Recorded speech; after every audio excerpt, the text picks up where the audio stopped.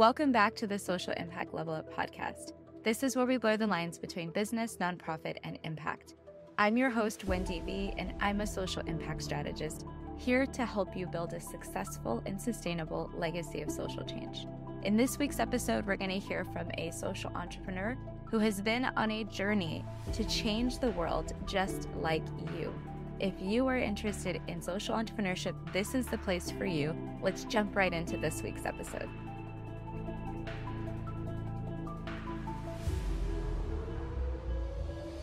Hey everyone, welcome to another episode of the Social Impact Level Up podcast. I always wondered, what do you do when somebody who does what you do finds you online and becomes your friend?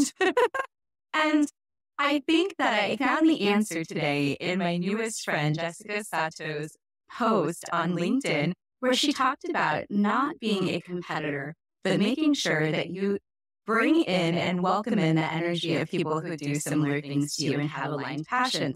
And so I'm super excited to have my friend Jessica here with us today. And I want to introduce you to her. So Jessica, just tell us a little bit about you, who you are, and how you made an impact, and what exactly are you up to? Oh my gosh, I love that we get to be friends. This is so fun.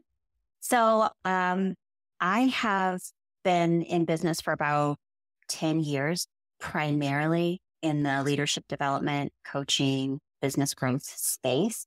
And over time, I found myself asking questions like, why am I doing this work? What kind of impact am I actually making? And the longer I dug into that, the more I realized like, oh wait, I can actually use my business for good. And so the more I dug into that, I realized like, wow, this is actually a thing. And so I've been on this journey to really help women founders, primarily thought leaders, change makers who are trying to use their business for good, do so in a way that is sustainable, is scalable, is good for them as human beings, right? Like there's no point in building a business if you personally can't thrive as well. And so I spend a lot of my time talking about big ideas and really focused on the strategy behind businesses. So the primary work is with those female founders and really trying to help close some of those gender gaps, making opportunities available for women, and things along those lines. And it's really refreshing to hear someone say, yeah, and there's these other things that women go through that need to be sort of attended to as founders that may not be the same for men or for predominantly male-driven firms. And I think that I've even heard other women founders say, my industry is very male-dominated, and coming out and starting my own firm is really difficult because I feel like I'm the only one. Yeah. And I don't think I feel that way because I think most of the other female impact founders, we're all like friends and we're like, totally. But you could see how, law or even accounting or some of the other female founders that I have as friends, that they said that this is something that they crave, is just being able to really have that space and balance families and things like that. So when you're working with your clients and you're kind of like, you see somebody in the space of like craving that, how do you start to unpack and dig in? Because work-life balance is always sort of tricky. Yes, super tricky. Well, I actually grew up in a male-dominated space in the aerospace industry. So I think when I made that leap, I was craving like other women. And like the journey, just as well as I do, is pretty lonely. So I do find that a lot of women are hungry for, I don't want to just say other women business owners, but really like-minded, soul, heart-centered, whatever terminology you like to use. I think we're just really looking for people who are really trying to build businesses that allow us to thrive. So, for me, I've kind of had a little bit of tension with the term work-life balance because I don't always have it in balance, And so I'm constantly trying to blend these pieces of my life together and incorporating different elements depending on what's happening, So this summer was a heavy family season, which meant the business kind of took a little bit of a backseat. Now we're in kids are back in school. Now it's a heavy business season. I think there's a lot about finding that blend for what is working for you, and then finding other people who are in similar spaces, or maybe just slightly ahead of you, even sometimes slightly behind you, and like kind of building those rich communities. That's what I found to help the most. Yeah, I have a group that meets every other week virtually and then in person with the Chamber of Commerce with all female founders. And we have the best conversations, and it's such a rich environment. And I can't imagine that, we would be able to open up in that way. We had different energy in the room and we'd be able to be sort of vulnerable. So I appreciate that space a lot. And I can imagine like just even having someone who cultivates those kinds of spaces for you is really helpful. So, and I know you said you pivoted a couple of times. You mentioned that you were in aerospace, and then you mentioned you were kind of like coaching. So your path hasn't exactly been linear. Can you explain some of those times when you decided that this wasn't for me and I need to go journey on another path? And then eventually you came to the space that you realized I want to do this. How did that happen? Yeah. Oh my gosh, this is such a great question. And I'll try to keep it tight. So, I began my career in the aerospace industry. I was in that space for about 10 years for a big aerospace company. And I actually loved the work. A lot of people are, oh, corporate. I actually really loved both of I was in two different big positions in corporate life.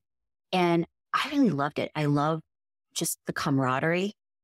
And yet both times when I switched in corporate and then actually left my corporate job, it was a lot because I felt like it had just run its course. Like I had already done the thing that I set out to do. I mean, it's not like I couldn't have done more, but the challenge and the excitement wasn't really there anymore. And I found, much to my husband's dismay, like a 5-year cycle where I really have to keep shifting things. Like there are little micro shifts along the way, but I'm really shifting things every 5 to 6 years. And a lot of that's just needing that injection of energy. And I don't think I'm alone in that. Like a lot of people who are in the entrepreneurial space can thrive on that energy and the adrenaline of it. So once I left corporate, I found myself doing corporate consulting actually for that same company. And I really loved that. That was my first entree into entrepreneurship. And it was sort of accidental. Like I didn't really anticipate that. I sort of like built a business because they asked me to do the work. And I needed like actual legal structures to do that. But I really fell in love with the creative thinking that came with it, the idea of sort of being on my own term. And then in 2017, I ended up in Ethiopia doing leadership development work for a big company there. And I had my roots in the developing world. I grew up in Egypt, and I felt like I was in a new potential space. Not so much just being in the developing world, but I could see the impact when we partner with people who are from, operating in a different skill set or just have different needs, where when you are in partnership and in relationship for mutual success, that's when things start to shift. So came back from Ethiopia, really loved that. But I was sort of getting to that point where I just wanted to be doing different work. I wanted to be outside of that corporate culture. And I found a home with female entrepreneurs. And I have spent the last six or 7 years working with female entrepreneurs around mindset, around strategy, around business growth. And it wasn't until mid last year that I just felt like something was missing. And it kind of reminds me of like that journey that you make in your corporate career where you're kind of like, I'm doing all the things. I built the thing. I've hit the point that I was trying to make. And yet it's just not as exciting, or that there's something more that you are missing. And for me, it just kept coming back to what is the point of this work? Like it never sat well with me to just make money in business. It's always been like this thing in the back of my mind. And, when I was in the corporate world, I actually had a really powerful mentor who worked in global corporate citizenship. And it was like my first awareness that like business could actually be used for good and not just always stuck in the back of my mind. And so as I was looking at my own business and I had been talking with my own clients, I realized like all of us had this deeper desire to do good in the world. We wanted our businesses to be a tool, a way that allowed us to have bigger reach. And the more I dug into that, that's when I realized, oh, wow, this is actually a thing. We can really be strategic. I mean, that's totally my jam. I do a lot of strategic planning. We can really be strategic with like what we're trying to do. Like, how do we know that our business is actually creating impact? Like, those are the questions that were really percolating. And so I just dove headfirst into this big question of like, could we really turn this business into a way of helping female founders, thought leaders? I do a lot with TEDx speaker coaching. Could we help women really be intentional about using their business in this way? Like picking up on the thing that they're trying to change or the issue that they see in the world that's not working for them. Could we do something with that?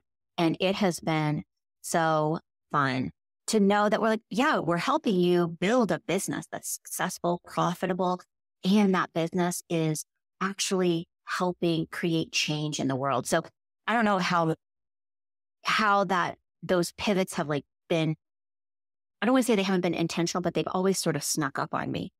Like everything was hunky-dory, and then all of a sudden, oh, there's something more that we could be doing here.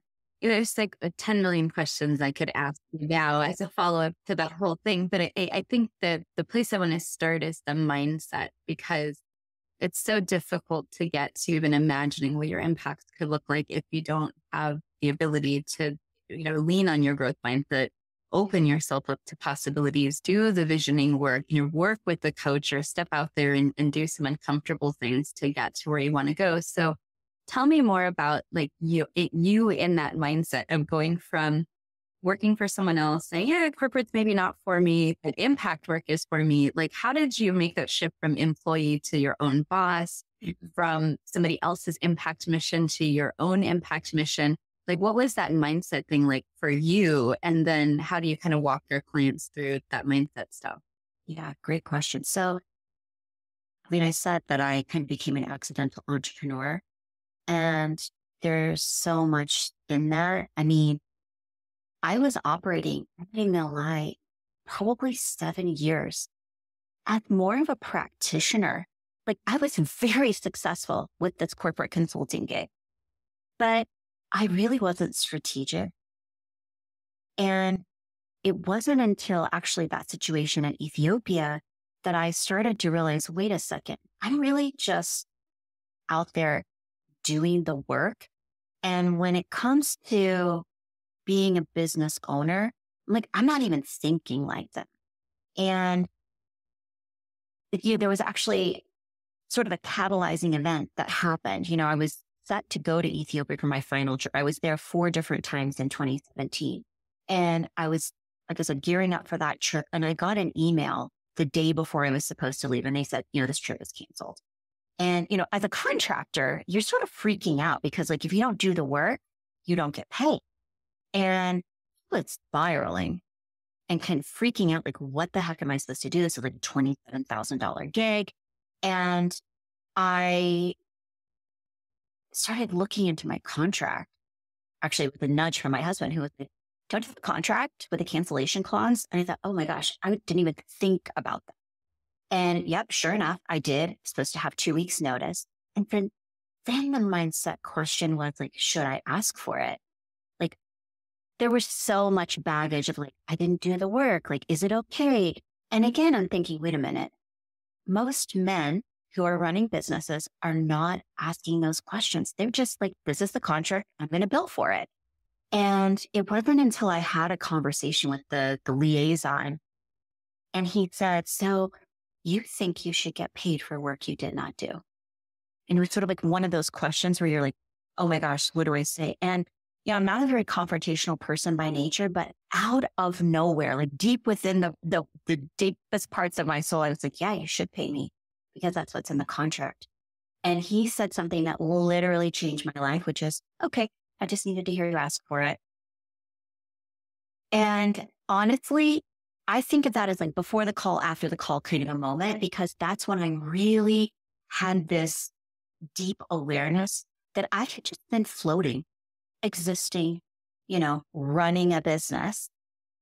And that made me realize that you need to be more strategic. You need to take actual ownership. And that really launched me on a journey of, going from employee to being the boss of my own business and wanting to help other women. That was really the shift that pushed me to working with women entrepreneurs, because so many were like, oh, I would never have asked for it. So I think Or you that would have transition, discounted it. You would have. oh, 100%. And actually, I'll take half because I didn't do the work. I actually thought about doing that. I was like, should I ask for half? I don't know. And, they ended up paying me that full amount.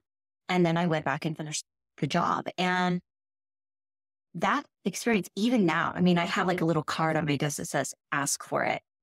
Not from a permission perspective, but like you have to, as a business owner, have to be clear about what you want and put it out into the world. And I think, that next transition of moving from owning a business to really helping other people think about their role as the leader of their own business and really be able to create change.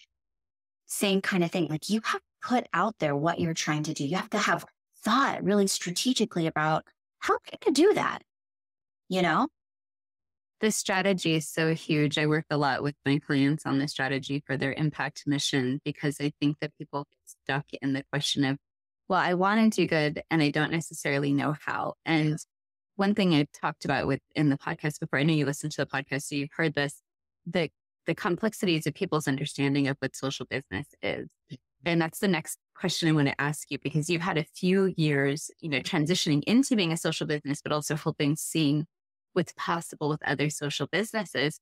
If someone was just hearing for the first time this concept, had no idea what social impact or, social businesses or any of these things are, how would you advise or describe to them what we're doing here with businesses and helping others? When that general term, help others. Yeah. How do you explain this concept to people and break it down for them so it's more free? Yeah, this is such an interesting question, because I think there's a lot of ways to answer it and there's a lot of ways to do this. For me, I think people's first inclination is like nonprofit work. And that's a very natural space to be in for this kind of thing. But I knew that wasn't for me. I really wanted to have a for-profit business. And so the way I talk about this with my own clients is that we are leading first and foremost with this, whatever this thing is that you're trying to address, whatever problem, social change, certain narrative that you're trying to shift, whatever that is, we're leading with that. That is sort of the filter that we're using. But you cannot have the kind of impact that you really want to make unless you're running a profitable business, right? I'm only speaking in the for-profit space. So for me, the way we deal with this is really helping people think about the tension, holding the tension between impact or purpose driven type work and what you need in order to run an actually successful business. And I think people are really surprised that you can do both. I honestly think, and I think this is why sometimes we like glom on to people who are in the spaces that we're in, because so many people are new to this space. I don't think people are new to the idea of social change. They're not new to, an insertion into the business to do some kind of initiative. But I think many people are still unclear, maybe new to the idea of running a for-profit business that has a very strong social impact. And so a lot of the work I do is really around educating, like, you can do this. This is why you should do this. This is the business case for doing it, right? Like trying to hold those pieces in tension. And it's funny, someone asked me once, what's easier, starting a social impact business from scratch with the impact built in or inserting it later down the road? And I think there are two different kinds of issues.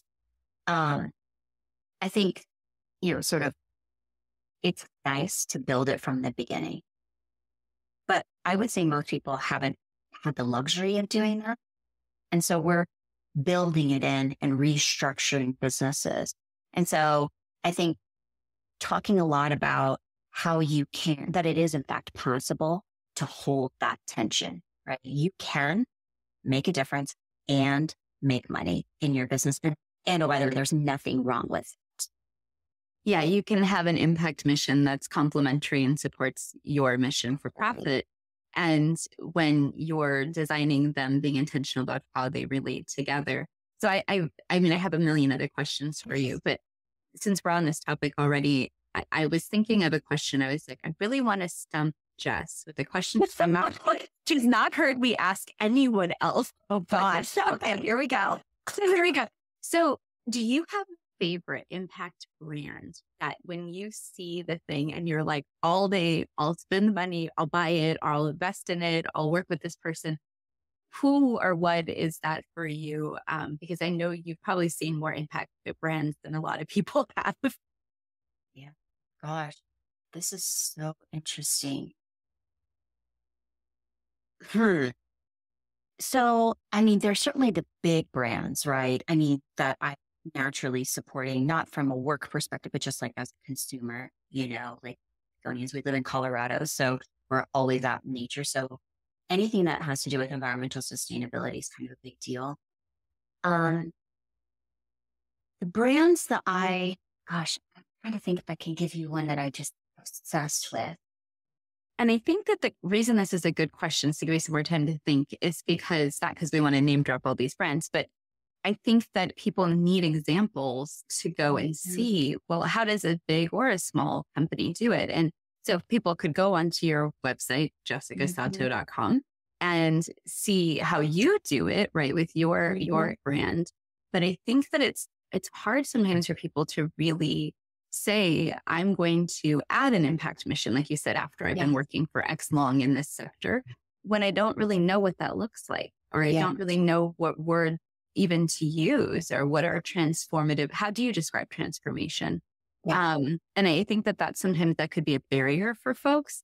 So that was why I was like, I'm curious. So, I have a colleague here, and she's in maybe her second, close to third year of business.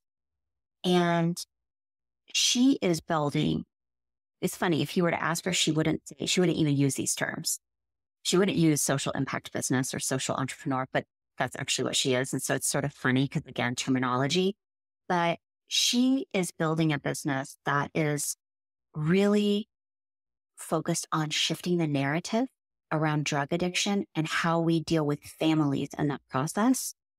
And it's been very interesting watching her hold that tension that we were talking about, because narrative shifts or, those big social change initiatives that we're engaging in, there's the vocal, visible messaging side and, presence as a business owner. And then there's the way you serve clients, and they have to merge together. So I think of her as an example, that her business is called Reclaim, Recover.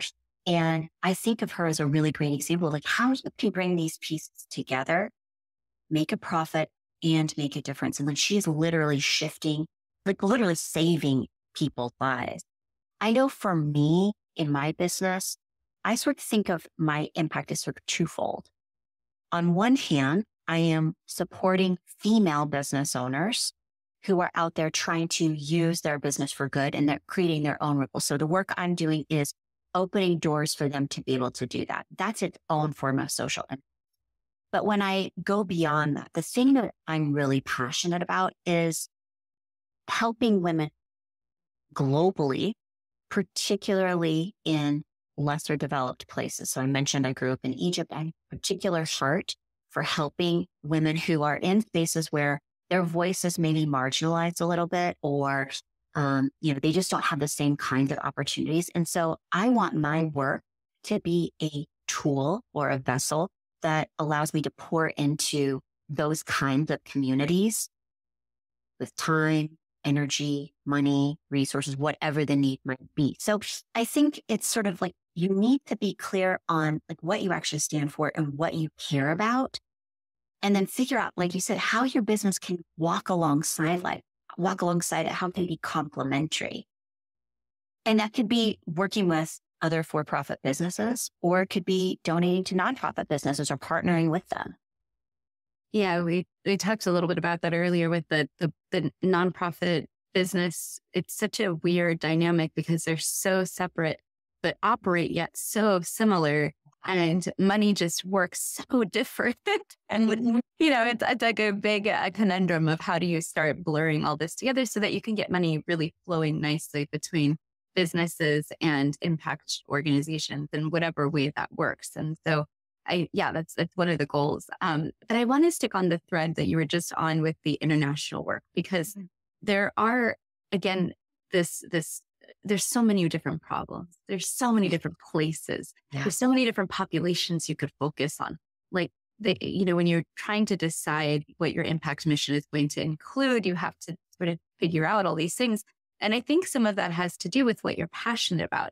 And you just spoke about that, you grew up in Egypt, you've traveled all over the world, you kind of understand how international work is unfolding in the present time, and thought, there might be space for another organization to really do some good work here.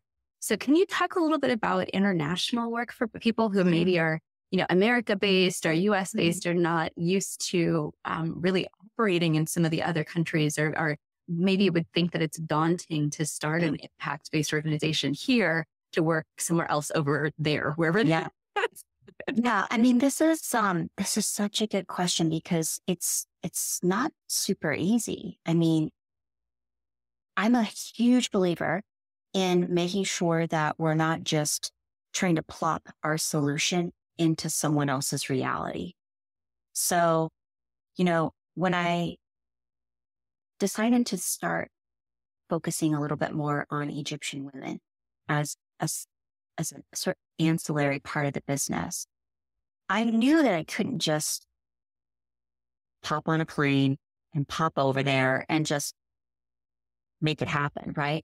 So a lot of it starts with relationship building. I think it starts with, why do you want to do this? And why is this so important to you? Like, what's the connection? Because people need to understand that there's a genuine desire, that there's not particularly when you're talking about developing countries, that there's not some predatory purpose. So why do you want to do that? And really understanding what that is.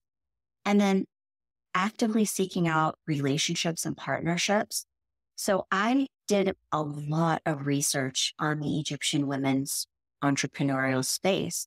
And I found that there's some really great programs. And so rather than me just pop in and try to insert my solution, I've been building relationships to partner with those organizations that already have the reach, the access, the language to do that. And then there's some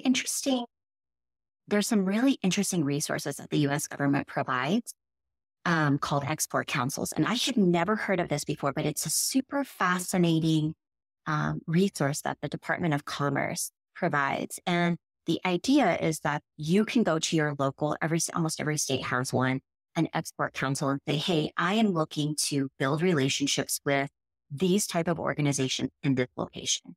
And they will, some of it is for free and some of it is fee-based. We'll go out and do some research. They'll help you build a bridge, make connections and introductions for your business. And so you're sort of going in with the US seal of approval. So there's a bunch of different ways that you can start to approach this, but I always go back to what's the reason that you're doing and taking the time to build the relationships, right? Like, the developing world is all about relationships. So you need to know going in that there's going to be some time. And I think when you build the relationships with the people who are already on the ground, who know their own country, who are doing that work, we get to go in as a partner and as an observer and meet them where they are, not as a, savior kind of thing where we're just, like I said, slurping our solution into the mix. Yeah. When I was working in Uganda, when I was really early in my career, and I had someone who told me, who was further along in their development career, hey, the whole goal here is to work yourself out of a job. 100%. To build up the local capacity that you're not necessarily anymore, but that there is a plan for sustainability, and that this can move on with resources that are sort of generated by the infrastructure that's created. And I think that that really resonated with me because there is local capacity, local infrastructure, local, very, well educated, amazing talent that can run all these programs and do all these things. So you don't necessarily need to like pick yourself up and move anywhere.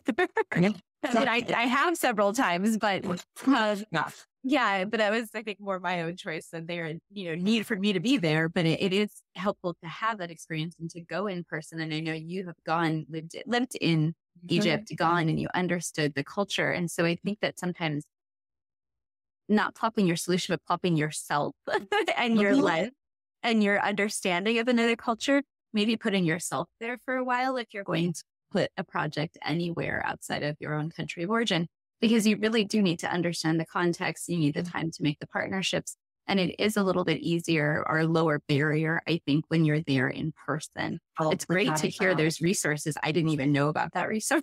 Yeah. It's like, go ahead, Jess, spill the beans on that. Yeah, seriously. Like if that is on your, if that's a path that you're trying to go, I definitely recommend reaching out to your local export council. When I heard about that, it was like my brain exploded. I'm like, what? This is a thing that this kind of like, it all of a sudden took this thing that seemed really impossible and made it seem like, wow, this is actually doable. And I've had several random conversations. And I think the other thing I was about to say, I've had several random conversations. And I think that's also part of it is talking about the thing that you're really passionate about and the thing that you really want to do, because you just have no idea who has those kind of connections or shares a similar passion. I've been connected with so many people in Egypt just by having random conversations. So it's talk about it all the time. Yeah. We talked about it first time we talked. And I think there's just like this glowing, I think, way about you when you do talk about this, you can tell it's something that you're passionate about and it lights you up. And I think that that's one part that people struggle with sometimes is finding that purpose and that passion, and then being able to really explore and understand, package it into something that's going to be that complementary impact mission for their profit mission. So with you and how you've kind of structured your work in your business, I know you don't just work yourself to the bone doing all these amazing things. You're not going to go back for a vacation in Korea and you just have like this wonderful way of, you said work-life balance is always what it is, but you have a way of intentionality that you have explored for yourself and found works. So can you describe a little bit about your own well-being routine that allows you to then show up and serve others in all these different ways that you describe? Yeah. Oh, I love this question. And I honestly think we don't talk about it enough, especially in this space. Like this is hard work and we have like these big hearts, right? So it's easy to just work. Like I said, I live in Colorado, so I have access to a lot of nature. And I found that when I really started to hit the wall, when I just go off the grid for a couple of days, and there are many places to be where there's no cell coverage or anything, it allows me to get regrounded. And so knowing that about myself, I've built a bit of a routine where I'm out walking in nature every single day, and to live next to a big open space, views of Pikes Peak or everywhere. I'm on the Front Range. And so that's really helped because it allows me to stay connected to my body, stay connected to the earth, and just get clear-headed. So a big part of it is walking, movement, being in nature. But the other part is like sleep. I care a lot about sleep. I didn't used to. I used to operate on like 4 or 5 hours a day. And I've just realized over time, like that's not really serving me. And so I have a very strong nighttime routine, whole process for winding down, getting off devices that has allowed me to become well rested so that I can wake up in the morning, before everybody else in the house and just drink my cup of tea, read a couple of, pages of nonfiction, et cetera. And so just kind of found these rhythms that allow me to stay grounded. I'm not perfect at this by any means, but I found that like sort of those nice to haves are not as effective, like a massage, petty. Like I do those things, but they're not as effective for me. Like I just really prefer to be out in nature, stay in a pretty consistent routine. And, when it gets crazy, because like inevitably there are ebbs and flows in the business, I sometimes will have to pull myself back because I can feel that fatigue that no amount of sleep is going to give you, that kind of rest that you need. And so that's when I'm like, okay, it's time to go off the grid. So that's just a little bit, but I think, it's completely unique to everyone, but I definitely think it has to be a huge priority in this space. Like leadership as an entrepreneur requires self-leadership first and foremost. A big part of that is like how you take care of yourself. Yeah, I call it your wellness recipe because it's those things that are foundational to you that you sort of do all the time. Like you said, go off the grid, drink your cup of tea, keep on your morning routine. And then it's those things that expand you beyond your comfort zone and really kind of bring in the growth and the opportunities to really stretch yourself as a person who's here, with a purpose, essentially. Yeah. So but like that wellness routine for me includes daily walking. It includes the camping and being like off the grid and nature and just like, smelling fire. Nice.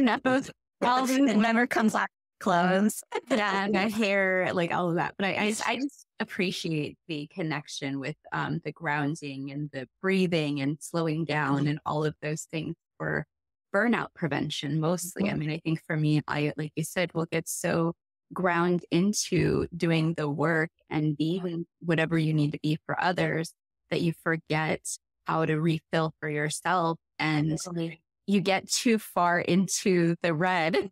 Yeah, absolutely. It's like alert, something has to give. And so I think when you said I can't always balance it, that really resonated with me because I saw that as like, at least now you probably get close to the red and recognize some signs or symptoms and then push yourself back a little bit. Exactly. It's interesting. Like Korea, like you said, I just came back from Korea. I was there with my son. And in the lead up to that, I was feeling really maxed. And I kept thinking, okay, I need to figure out what my schedule is going to be. I need to be available to clients, blah, blah, blah. And finally, two of my biz besties, they were like, okay, we're having an intervention with you right now. And we're telling you that you cannot work because you need to be present for the thing that you're there for. And you have good clients. You have amazing clients. So just tell them that you're not available except in this way or on these times. And, I had to wrestle with that because part of that, us were just like these caregivers. We want to serve really well. And I have to tell you, that was so impactful. So I think part of the wellness recipe here is having people in your life who are with you in it, who are telling you, hey, we are noticing this about you and we're having a little intervention. This is all in love, of course, but it came back rejuvenated, and I'm not sure if I would have done it on my own.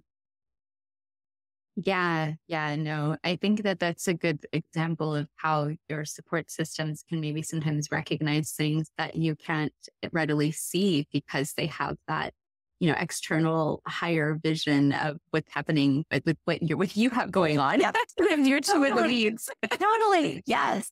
Yeah, that's good friends. Good job, guys.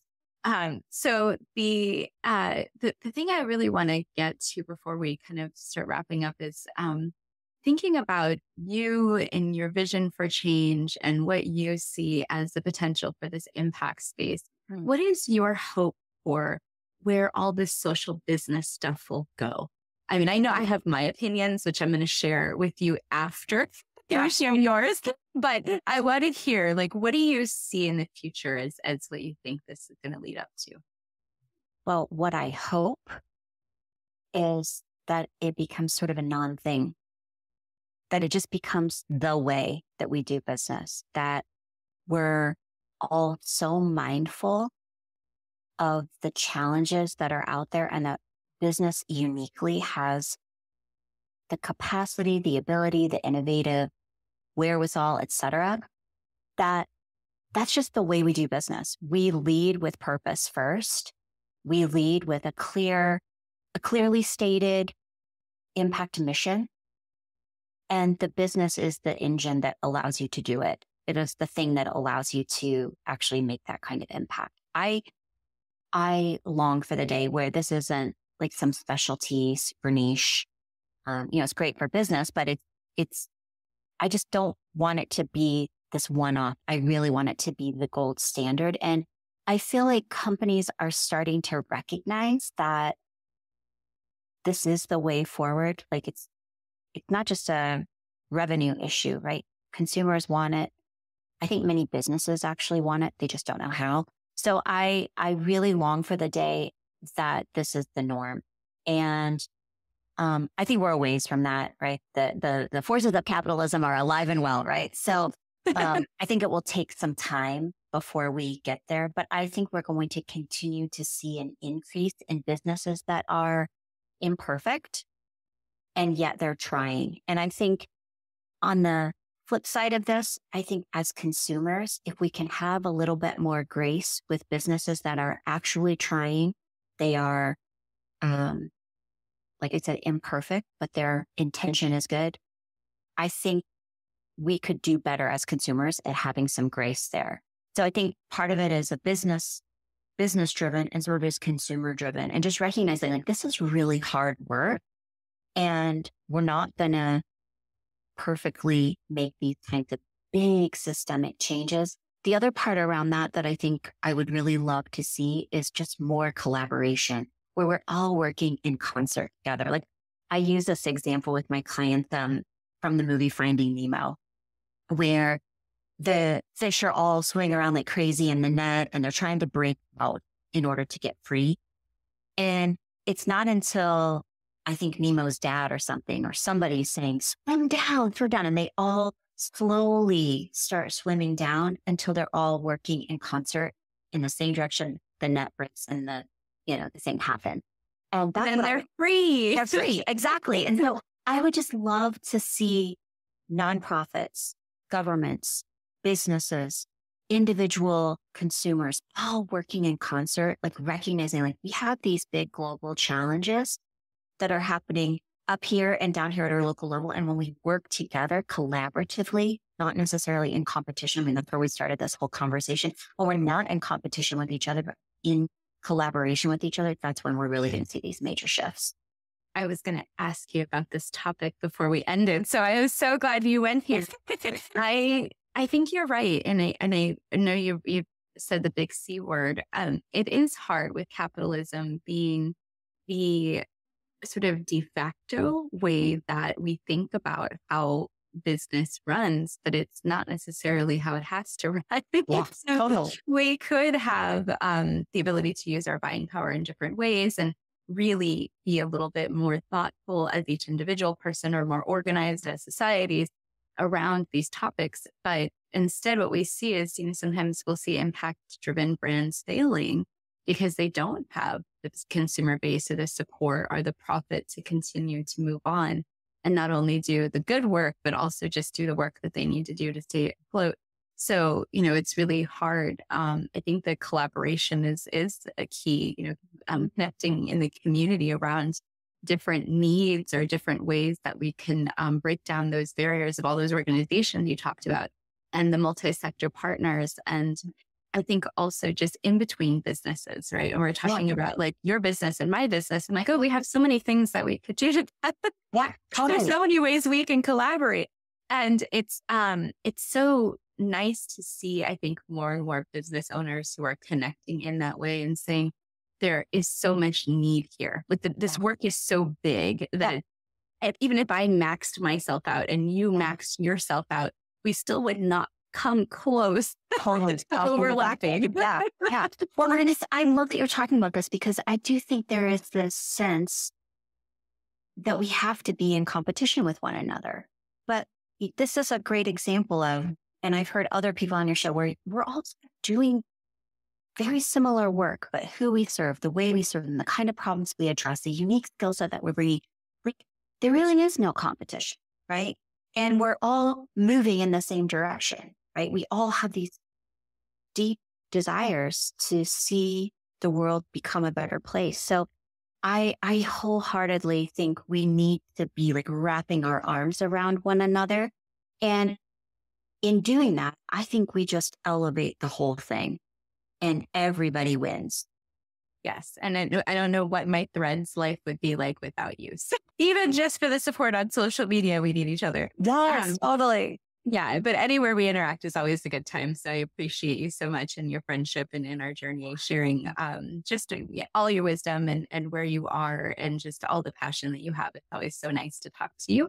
But I wanted to ask you if you could, I know obviously you have your website, jessicasato.com, which we'll put into the show notes. But you also have one more new project that you wanted to talk about so that you're really excited about. Could you tell us a little bit more about this private podcast that you have? Yes. So, my clients were sort of asking like for just additional stuff. Like I'm very strong on LinkedIn, Instagram, like there's tons of stuff that's out there. But I wanted to be able to go deeper and have different kinds of conversations. And so this idea of a podcast had been in the back of my mind for a lot of years. And I was like, oh, I don't really want to do that. But I say often, like, you have to use your voice, right? You have to put your big ideas out there. And so I thought, what if I test this out? And I do this 100% on my terms. And that's where I created the Purpose and Profit podcast. And it is, like you said, it's a private podcast. So you do have to subscribe. But every Friday, I'm bringing out different topics around strategy, around impact, about how do we build these businesses for good? What do we do when everything feels like crazy and we don't know how to navigate it, right? Just having some of these harder, different, deeper conversations. And right now it's just me, but I have this vision of like bringing other thought leaders in. So like you're on my list and just really holding the space for these rich conversations that are really worth having. So Purpose and Profit podcast, you can't find it anywhere except on the link to register and it'll come right to your inbox. And that's on your website. Yes, there's a link for it on my website. Yes. Perfect. Okay. So everybody just go to your website. I'm sure they'll get to know where it is from there. And then you can find you said on LinkedIn and Instagram. So that is wonderful. Thank you so much for being here today. It was so nice to chat with you. I'm always just so elated with the work that you're doing and how you uplift not only women entrepreneurs, but just this idea of social entrepreneurship in general. So thanks for being here, Jess. Appreciate you. Thanks so much for having me. This is awesome. All right, everyone. Thank you for being here. And check out another one of our episodes somewhere in our feed or stay tuned for another one dropping next week.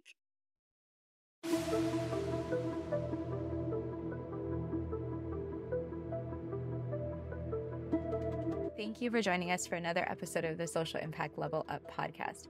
It's been awesome to interview today's guest, and I hope that you leave inspired to take action.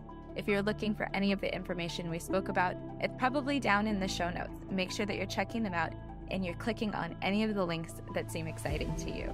If you are looking for a coach or a consultant to help you with your social impact or your sustainability, reach out to me via my website, hop on my email list, or jump into one of my programs. All of the links are below.